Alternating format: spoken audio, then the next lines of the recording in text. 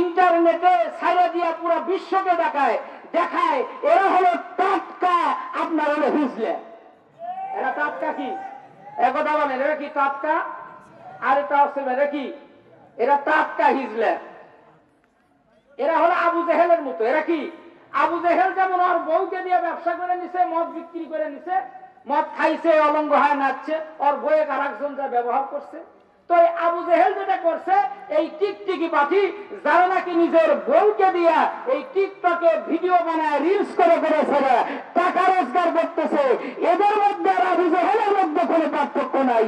এদের বউয়ের ভিতরে আবু জেহেলের বউ নাকারের ভিতরে কোনো পার্থক্য নাই। বুঝে থাকলে উত্তর দিবেন ঠিক কিনা? টিকটিকি বাহিনী। এই মুসলমান,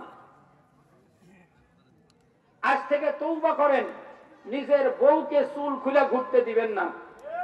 এ কোন কোন যুবক আছে নিজের বউকে চুল খুলে ঘুরতে দিবি না? টাটকায় নগদে হাত তুলো। আজ থেকে ওয়াদা করলাম, আমার বউকে আর এলোমেলো বদরটা ঘুরতে দিবে না। দেখেন অনেকেই কিন্তু হাত তুলেনি, তুলছে সবাই, অনেকেই তুলেনি।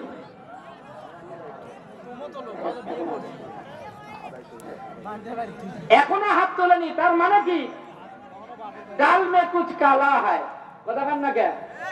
ডাল মে কুছ কালা হয়, তার মানে ওই ব্যবসা করে খাবি। হ্যাঁ, মানে কিস্তি দিবার পরে না, বউ দিয়া কিস্তি, বুঝেননি? আস্তাগফিরুল্লাহ, আল্লাহ তাআলা মাফ করেন, সকল বলেন আল্লাহুম্মা আমিন। আমি মা বোনদের বলবো, চুল এলোমেলো রাস্তায় ঘুরবো, কথা বলেন, ঘুরবো না।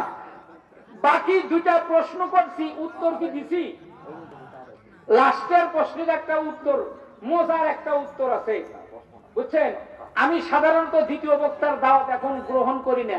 কেন করি না? এর পিছনে কারণ আছে। কারণ হলো, দ্বিতীয় বক্তা হলে পারে অফের মঞ্চে এক হলো অসুবিধা, এটা ঠিক করবি, এসে ওটা ঠিক করে, একবার এসে শ্রোতার ডাকো, একবার এসে মহিলা প্যান্ডেলের ডাকো, নানান ডিস্টার্ব। এক। দ্বিতীয় কথা হলো,